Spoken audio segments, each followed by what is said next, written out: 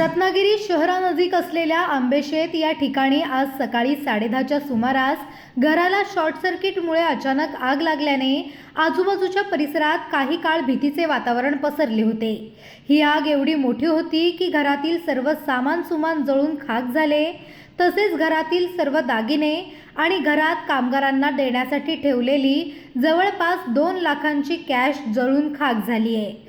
मिळालेल्या माहितीनुसार सकाळच्या सुमारास घरातील मंडळी कामासाठी बाहेर गेली असताना ही आग लागल्याचे निदर्शनास आले।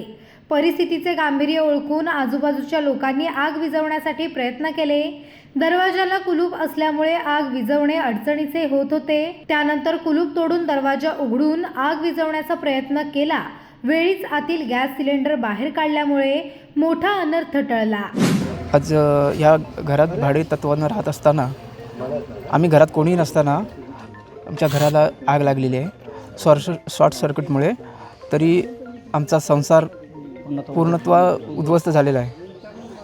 त्यामुळे सरकारने आम्हाला जास्तीत जास्त मदत करण्याचा प्रयत्न करावा। साधारण किती वाजताची घटना आहे आणि आगीमध्ये पूर्णपणे घर भस्मसात झालं आहे? प्रत्यक्षदर्शी म्हणून काय सांगाल?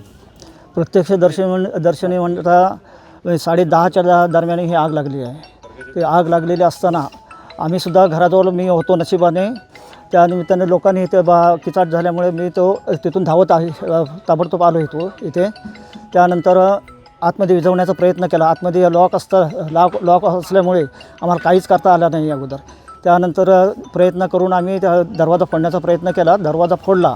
दरवाजा फोडून नंतर एक गाडी आली पाण्याची टाकी, त्या पाण्याच्या टाकीने विझवण्याचा आम्ही प्रयत्न केला थोडाफार। त्यानंतर नगर परिषदेचा बंब बोलवला मी।